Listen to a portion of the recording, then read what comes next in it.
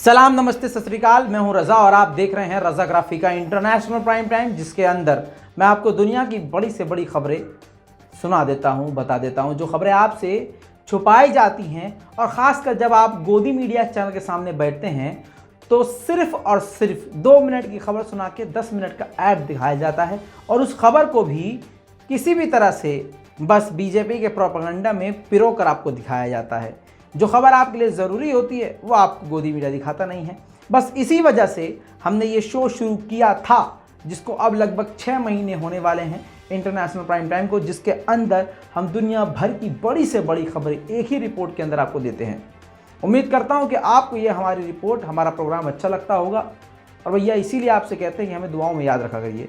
आपकी मोहब्बत है जिसकी वजह से बीमार हो, परेशान हो, या देखने में भी दिक्कत हो, आँख खोलने में भी दिक्कत हो, उसके बावजूद आपके सामने हम आते हैं। यह आपकी मोहब्बत है। बस इसी तरह से मोहब्बत बरकरार रखिए। मैं आपका तहे दिल से शुक्रगुजार हूँ।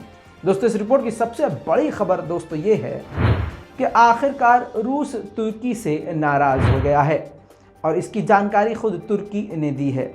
तुर्की ने कहा कि रूस ने तीसरी बार शिकायत दर्ज करी है कि आखिर तुर्की ने यूक्रेन को ड्रोन्स क्यों दिए। तुर्की ने साफ साफ रूस को कह दिया कि ये जो ड्रोन बख्तियार TB2 हमने यूक्रेन को दिए वो जंग से काफ़ी पहले दिए थे। बख्तियार TB2 पूरी दुनिया को बेचने के लिए ही बनाया गया है। और आपको बता दूं कि तुर्की ने अपने जवाब में कहा, जब शिकायत मॉस्को ने करी, रूस ने करी, तो तुर्की ने साफ कर दिया कि हमने जंग के लिए या आपसे जंग शुरू होने के बाद यह हथियार में हमने यूक्रेन को नहीं दिया। ये ड्रोन हम पहले ही दे चुके थे, और तो और एग्रीमेंट काफ़ी पहले हो चुका था। और ये जो ड्रोन है ये बिल्कुल बेचने के लिए ही बनाया गया है, और सारी दुनिया को कहीं भी बेचा जा सकता है। हम इसको किसी को भी बेच सकते हैं। कई देशों का नाम लेकर तुर्की ने बताया कि हमने इन देशों को बख्तियार TB2 दिया है। आपकी जानकारी के लिए बता दूं कि रूस ने तीसरी बार तुर्की से ये कंप्लेंट करी है। हालांकि तुर्की ने साफ साफ इससे पल्ला झाड़ लिया और कहा कि हमने ये जो हथियार बेचा है हमने जंग के लिए नहीं बेचा था। इसी के साथ आपकी जानकारी के लिए एक बड़ा अपडेट ये दे दूं कि बख्तियार TB2 का सबसे ज़्यादा इस्तेमाल यूक्रेन कर रहा है, और रूस को सबसे ज़्यादा नुकसान इसी ड्रोन की वजह से हुआ, जो ड्रोन तुर्की का है। तुर्किश ड्रोन से नुकसान झेलने के बाद रूस काफ़ी ज़्यादा नाराज़ तुर्की से नज़र आ रहा है। हालांकि तुर्की ने बिना दबाव में आए कह दिया है कि ये हम बेचते रहेंगे। दोस्तों, कल मैंने आपको एक जानकारी दी थी, एक बड़ी खबर दी थी कि आर्मीनिया अज़रबैजान के बीच में पीस टॉक शुरू हो चुकी है, यानी अमन के लिए बातचीत शुरू हो चुकी है, जिसका स्वागत खुले दिल से तुर्की ने किया। और तुर्की ने बड़ा बयान दिया। तुर्की ने कहा है कि हम चाहते हैं कि इस रीजन में पूरी तरह से अमन और शांति हो। दोनों देश आर्मीनिया और अज़रबैजान के बीच ये शांति समझौता और शांति की बातचीत होना ये काफ़ी पॉजिटिव है। हम चाहते हैं कि दोनों देश मिलकर रहे। दूसरी तरफ आर्मीनिया और अज़रबैजान के बीच में जो ये शांति की मीटिंग हुई है, और ये जो मीटिंग हुई है ये काफ़ी कामयाब बताई जा रही है। दोनों देश एक दूसरे की काफ़ी सारी बातों से सहमत हुए हैं। अल्लाह का शुक्र है कि किसी जगह तो शांति हो रही है। दूसरी तरफ अगर भारत की बात करें तो भारत के हालात काफ़ी ख़राब होते नज़र आ रहे हैं। खैर, इंटरनेशनल प्राइम टाइम भी देख रहे हैं, इसमें नेशनल की बात नहीं करेंगे। नेशनल प्राइम टाइम अगर आप हमारे देखते नहीं हैं तो भैया देखा करिए, बहुत ज़रूरी हो आपके लिए। दोस्तों, इसी के साथ चांद, तारे, सूरज, ज़मीन, आसमान, हवा, पानी, ऐसा लग रहा है कि सारी की सारी कुदरत इस वक्त कुछ दिनों से तुर्की की ही तरफ झुक गई है। जी हाँ, मतलब पूरा कमाल हो गया है। हालात पलट चुके हैं। कुछ दिन पहले क्या था और अब तुर्की का क्या हो गया है। आपको बता दूं कि तुर्की के डिफेंस इंडस्ट्री से, आसान कर देता हूं, जो हथियार बनाने वाली कंपनीज हैं उनको पूरी दुनिया में बड़े बड़े देशों ने बैन किया हुआ था, जिसमें सबसे नंबर 1 पर अमेरिका है, और दूसरे नंबर पर UK है, और तीसरे नंबर कनाडा, जर्मनी, फ्रांस, ये सभी लोगों ने पाबंदियां लगाई हुई हैं अपने बाप अमेरिका को देखकर। लेकिन आपको बता दूं, अमेरिका ने जैसे ही तुर्की के साथ हल्का सा हाथ मिलाया तो UK ने भी जो पाबंदियां तुर्की के डिफेंस इंडस्ट्रीज पर लगी थी वो पाबंदी हटा दी। जी हाँ, अब ये पाबंदी हटते ही तुर्की के फॉरेन मिनिस्टर ने ये इशारा किया कि अब यूके ने पाबंदियां हटा ली हैं, ख़त्म कर दी हैं, तो अगला नंबर कनाडा का है, यानी कनाडा तुर्की पर से अब पाबंदी हटाएगा। अब इससे दोस्तों फ़ायदा क्या होगा तुर्की को? बहुत सिंपल सी चीज़ है। पूरी दुनिया में अमेरिका सबसे मजबूत कंट्री मानी जाती है, आप जानते हैं, और उसका काम सबसे ज़्यादा चलता है हथियार बेचकर। 70% उसकी कमाई का जरिया है हथियार बेचकर पैसा कमाना। अब तुर्की ने उसको टक्कर देना शुरू किया।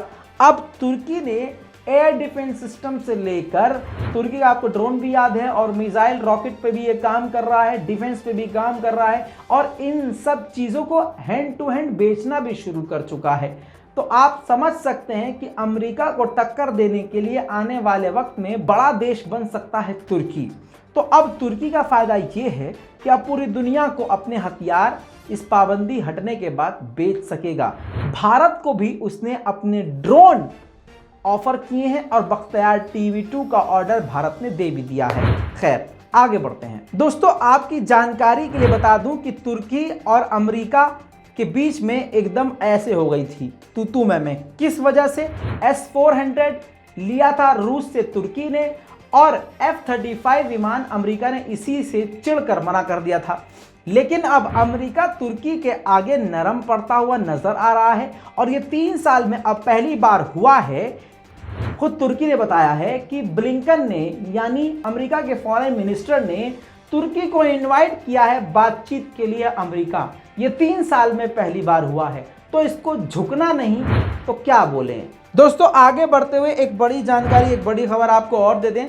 अमेरिका के बाइडेन प्रशासन की तरफ से ईरान की फोर्सेस IRGC फोर्स को ब्लैकलिस्ट से निकालने की बातचीत शुरू हो चुकी है। ब्लैकलिस्ट में से निकाल देगा, ये बातचीत लगभग 90% फाइनल हो चुकी है। इसी बीच में अमेरिका के टॉप कमांडर का बयान आया है कि हम इस पक्ष में नहीं हैं, यानी मैं इस पक्ष में नहीं हूं। अमेरिका चाहे कुछ भी कहे, लेकिन अमेरिका की सरकार के पक्ष में मैं नहीं हूं कि IRGC को ब्लैकलिस्ट से निकाल दिया जाए, क्योंकि वो आतंकी संगठन है। दोस्तों, इसी के साथ DHL कंपनी, आपकी स्क्रीन पर इसका लोगो, ये DHL कोरियर कंपनी है। इस कंपनी ने, मतलब ऐसी सारी कंपनीज करती हैं, ज़्यादातर जो पैसे वाली कंपनीज होती हैं, ब्रांडिंग के लिए जहाज़ पर, हेलीकॉप्टर पर अपना फोटो, अपना लोगो लगा देती हैं। इसी तरह से DHL ने अमेरिका के पूरे जहाज़ को ही अपने लोगो से रंगा हुआ था। अब DHL का ये, जिससे कोरियर भेजा जाता है एक देश से दूसरे देश, एमरजेंसी लैंडिंग कर रहा था ये DHL का अमेरिकी जहाज़। एमरजेंसी लैंडिंग के दौरान रनवे से स्लिप होने के बाद ये 2 टुकड़े में हो गया। देखिए,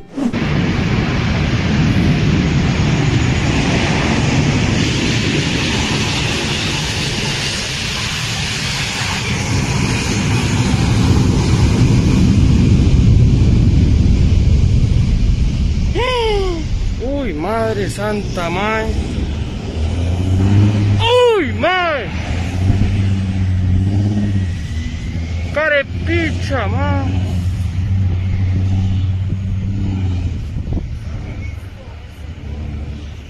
Dios santo, man. Ay, madre. दोस्तों, खतरनाक वीडियो सोशल मीडिया पे वायरल है, लेकिन इससे कंपनी को काफ़ी जिल्लत का सामना करना पड़ रहा है। इतना बड़ा जहाज़, वो भी DHL का 2 टुकड़े में हो जाना, जी हाँ, काफ़ी ब्रांडिंग पर झटका लगा है। दोस्तों, इसी के साथ चीन ने नेटो को आड़े हाथों लिया है।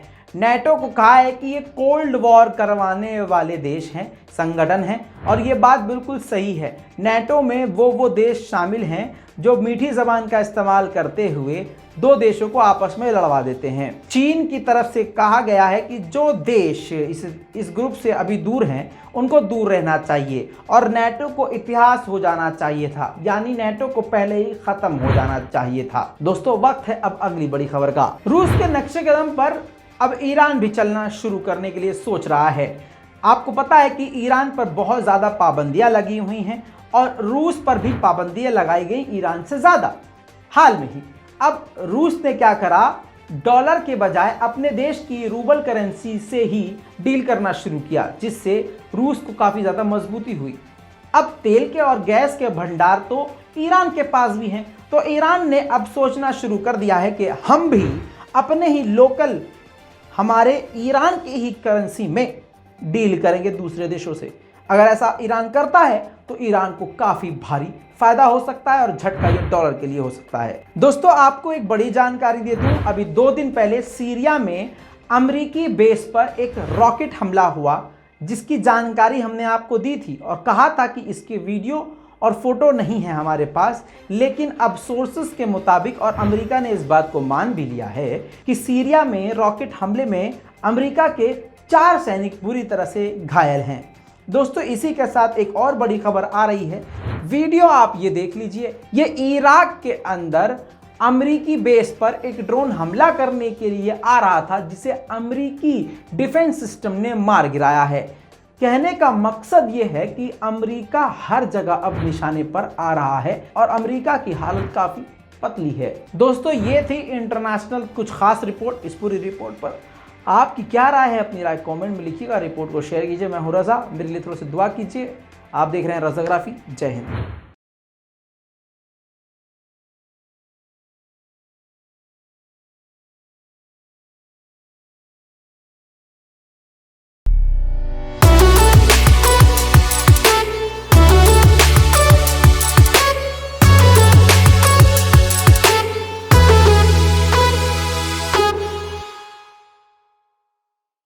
तो दोस्तों, ये हैं वो लोग जिन्होंने बहुत हमारी मदद करी है और इन सभी का तहे दिल से शुक्रिया। और आपसे उम्मीद है कि इसी तरह से आप अपने दुआओं में और अपने साथ में हमें याद रखेंगे।